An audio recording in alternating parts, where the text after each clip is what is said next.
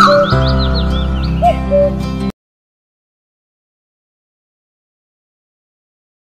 TV YouTube ప్రేక్షకులందరికీ నా హృదయపూర్వక నమస్కారములు. వ్యవసాయాన్ని అభివృద్ధి చేద్దాం, మన దేశమంతా పచ్చని పంట పొలాలని, అలాగే మీరందరూ ఆయు ఆరోగ్యం ఐశ్వర్యంతో ఆనందంగా మీ ముఖంలో ఎప్పుడు చిరునవ్వు ఉండాలని నా మనస్ఫూర్తి కోరుకుంటూ ఫ్రెండ్స్, నా పేరు డాక్టర్ కావడి సతీష్ కుమార్. ఈ వీడియోలో మీకు బీజాలు రెడ్ కలర్గా మారిపోయింది, ఏదో ఒక ఫంగల్ ఇన్ఫెక్షన్లో ఉంది సార్. మొత్తం కంప్లీట్గా కింద టెస్టిస్ అండర్ స్కిన్ ఏదైతే ఉందో రెడ్డిష్గా అయిపోయింది. సో ఇచ్చింగ్ అంటే దురద ఎక్కువగా ఉంది, మంట ఎక్కువగా ఉంది. ఇదేం ప్రాబ్లం ఏంటుంది? ఇదేమైనా మేజర్ ప్రాబ్లమా? ఎన్ని మెడికేషన్స్ వాడినా తగ్గడం లేదు. సో ఈ మధ్యలో కొంతమంది నాకైతే ఈ ప్రాబ్లం అయితే తీసుకొచ్చారు. మరి ఈ ప్రాబ్లం ఏంటి? సో వీటికి గల ట్రీట్మెంట్ ఏంటి? సో ఈజీగా క్లియర్ చేసుకోవచ్చా, లేదా లాంగ్ టైం ఏమైనా కోర్స్ మెడికేషన్స్ ఏమైనా తీసుకోవాల్సి వస్తుందా?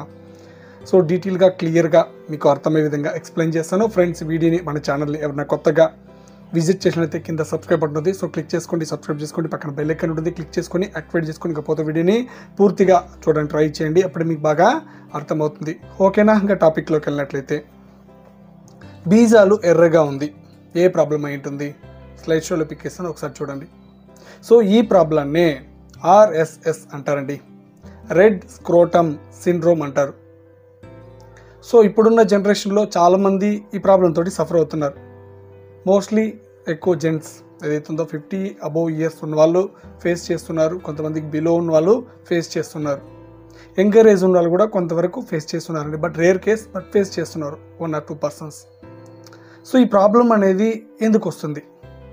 ఫస్ట్ ఆ ఏరియా ఏదైతే ఉందో బీజాలు, మనము చాలామంది ఈ జాకెట్స్ అంటారు, టీనియా క్రూరిస్ అంటారు, ఫంగల్ ఇన్ఫెక్షన్. చాలామందికి ఇన్నర్ థైస్లో ఎక్కువగా ఇన్ఫెక్షన్స్ వస్తూ ఉంటుంది. ఇప్పుడున్న జనరేషన్ చాలామంది ఫేస్ చేస్తున్నారు. సో ఈ జాకెట్స్, ఈ టీనియా క్రూరిస్ వచ్చినప్పుడు, సో అది కూడా ఒక్కోసారి మనకు టెస్టిస్ కూడా ఒక్కోసారికి ఎఫెక్ట్ అయ్యే ఛాన్సెస్ ఉంటుంది. అలా కాకుండా చాలామంది ఏమనుకుంటారు, సో ఈ బీజాల కిందకు ఇన్ఫెక్షన్ వచ్చినప్పుడు అది ఫంగస్ కానీ టీనియా క్రూరిస్ కానీ ఇలా అనుకుంటూ ఉంటారు. అది కాదండి, ఇప్పుడు చెప్పాను కదా, రెడ్ స్క్రోటమ్ సిండ్రోమ్ అంటారు దీన్ని. మనం డెర్మటైటిస్గా కూడా చెప్పుకోవచ్చు, దీన్ని స్క్రోటల్ డెర్మటైటిస్గా కూడా చెప్పుకోవచ్చు. ఓకేనా? సో ఇది వచ్చినప్పుడు ఏదైతే ఉందో, సో ఎఫెక్టెడ్ ఏరియా ఏదైతే ఉందో వాటికి ఆ ప్లేస్కి పర్టికులర్గా బాగా గాలి వెళ్ళే విధంగా, సో ఆ పార్ట్ని క్లీన్గా పెట్టుకుంటే మీకు మోస్ట్లీ ప్రాబ్లమ్స్ అనేది రాదండి. ఎక్కువ గాలి వెళ్ళే విధంగా, సో అండర్ వైర్లు కొంతవరకు టైట్గా వేస్తుంటారు. సో కొంతవరకు ఇన్ఫెక్షన్ వచ్చే ప్రాబ్లమ్స్ వచ్చే ఛాన్సెస్ ఉంటుంది. దీన్ని డెర్మటైటిస్గా కూడా చెప్పుకోవచ్చు. సో అదేవిధంగా ఇందులోనే ఇంకా కొన్ని రకాలు ఉంది. ఫంగల్ ఇన్ఫెక్షన్ వల్ల అలా కొంతవరకు రెడ్డిష్గా అవ్వచ్చు, కొంతమందికి డెర్మటైటిస్ వల్ల కూడా అవ్వచ్చు, కొంతమందికి ఇచియోమయోసిస్ అంటారు. సో వాటి వల్ల కూడా కొంతవరకు ప్రాబ్లమ్స్ అయితే రావచ్చండి. అది ఫస్ట్ ప్రాబ్లం అనేది ఐడెంటిఫై చేసుకోండి. నియర్ డాక్టర్ విజిట్ చేయండి, ఇలా మన వీడియోస్లో నెంబర్ ఉంటుంది, నాకు కాల్ చేశారనుకుంటే కూడా ఐడెంటిఫై చేసి ట్రీట్మెంట్ ఏంటి ఎలా అనేసి మీకైతే అడ్వైజ్ చేస్తాను. మోస్ట్లీ ప్రాబ్లం వచ్చినప్పుడు ఆ భాగానికి గాలి వెళ్ళే విధంగా బాగా చూసుకోండి. ఎక్కువ టైట్గా డ్రెస్సులు వేయడం కానీ, టైట్గా ఇన్నర్ వైర్ వేయడం కానీ చేయకండి. అది రెడ్డిష్గా అయ్యి ఎక్కువగా బర్నింగ్ సెన్సేషన్ అంటే మంట ఎక్కువగా ఉంటుంది, దురద ఇచ్చింగ్ ఎక్కువగా ఉంటుంది, కొంచెం కంఫర్ట్గా అనేది ఉండదు. సో కాటన్ డ్రెస్ ఏదైతే ఉందో వేయడం ట్రై చేయండి. ఆ భాగానికి ఎక్కువగా గాలి వెళ్ళే విధంగా చూడండి. ఎక్కువగా ఏ క్రీమ్స్ పడితే ఆ క్రీమ్స్ తీసుకొని అప్లై చేయకండి.